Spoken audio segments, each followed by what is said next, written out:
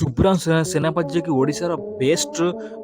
Batsman ମଧ୍ୟରେ ଗଣାଯାଏ, କିନ୍ତୁ ତାଙ୍କୁ ଲାଷ୍ଟ ଟାଇମ୍ ଯୋଉ 2023ରେ ନିଆହେଇଥିଲା, ତାପରେ ଯୋଉ IPL ନେଇଥିଲେ 2000 ଚେନ୍ନାଇ ସୁପର କିଙ୍ଗସ୍, ତାପରେ ତାକୁ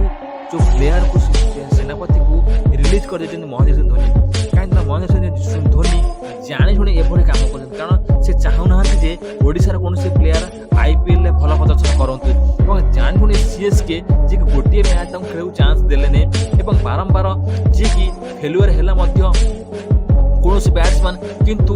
ଯୋଉ ସେନାପତି କୌଣସି ମ୍ୟାଚ୍‌ରେ ଚାନ୍ସ ଦେଇନାହାନ୍ତି, ଏବଂ ଜାଣିଶୁଣି ଧୋନି ଏଭଳି କରିବାର ବହୁତ ବଡ଼ ଆଲୋଚନା ସୃଷ୍ଟି ହେଉଛି। କାରଣ ସେନାପତି ଯିଏକି ବହୁତ ଭଲ ବ୍ୟାଟ୍ସମ୍ୟାନ୍, ରିସେଣ୍ଟ ଯିଏ ଭଲ 277 ରନ୍ ସ୍କୋର କରିଛନ୍ତି ରଞ୍ଜି ଟ୍ରଫିରେ, ଭଲ ପ୍ରଦର୍ଶନ କରିବା ସତ୍ତ୍ୱେ ମଧ୍ୟ ଚେନ୍ନାଇ ସୁପର କିଙ୍ଗସ୍ ଜାଣିଶୁଣି ରିଲିଜ୍ କରିଛି ପ୍ଲେୟାରକୁ, ଏବଂ ସେ ଯୋଉ ଶୁଭମ ସେନାପତି ଯିଏକି ଉଚ୍ଚମାନର କୋଟିର, କିନ୍ତୁ ସେ ଜାଣିଶୁଣି ଆମର ଯୋଉ ପ୍ଲେୟାର ଅଛନ୍ତି ଓଡ଼ିଶା ପ୍ଲେୟାର ଜାଣିଶୁଣିକି ତାଙ୍କୁ IPLରେ ସୁଯୋଗ ଦଉନାହାନ୍ତି। କାରଣ ଜାଣିଛନ୍ତି ଯେ IPL